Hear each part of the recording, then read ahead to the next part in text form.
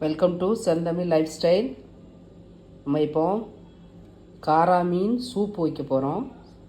இதுக்கு தேவையான பொருட்கள்: காரா மீனை நல்லா கட் பண்ணி க்ளீன் பண்ணி எடுத்து வச்சாச்சு. இதுக்கு சேர்க்க போகிறதுக்கு வெங்காயம் நல்லா பொடிசாக சாப் பண்ணி எடுத்து வச்சாச்சு. அதே மாதிரி தக்காளியும் நல்லா பொடிசாக சாப் பண்ணி எடுத்து வச்சாச்சு. பூண்டு கட் பண்ணி வச்சுருக்கேன். கட் பண்ணி நல்லா இடித்து வச்சுருக்கேன். 2 பச்சை மிளகா நீல வாக்கில் கீறி வச்சுருக்கேன். கருவேப்பிலை, கொத்தமல்லி தழை, மிளகுத்தூள், மிளகை இடித்து வச்சுருக்கேன். மஞ்சள் தூள் தேவையான அளவு. ஃபைனலாக ஒரு சின்ன லெமன் எடுத்து வச்சுருக்கேன். இதுக்கு நம்ம ஒரு சொட்டு ஆயில் கூட சேர்க்க போகிறதில்ல.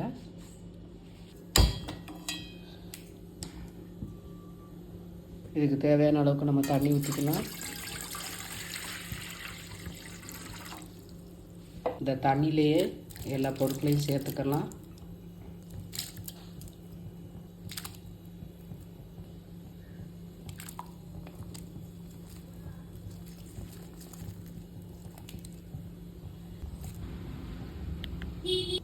எல்லா பொருட்களையும் சேர்த்தாச்சு. இதுக்கு தேவையான அளவு கல்லுப்பு சேர்த்துக்கிறோம். தேவையான அளவு கல்லுப்பு சேர்த்துக்கிறோம்.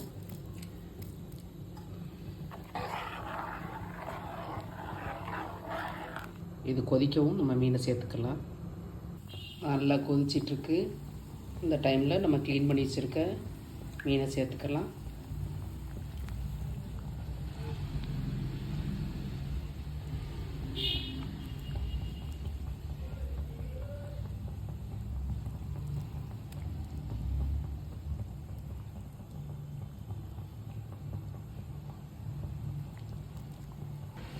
நம்ம சேர்த்துருக்க பொருட்களோட கொஞ்சம் சீரகம், சின்ன சீரகம், பெரிய சீரகம்.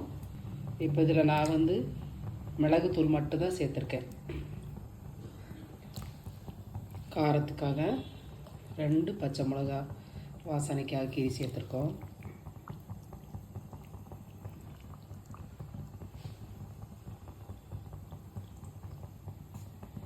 ஃபஸ்ட்டே நம்ம மீனை போடலாம்.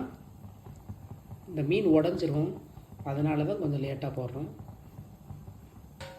மூடி போட்டு மூடிடலாம்.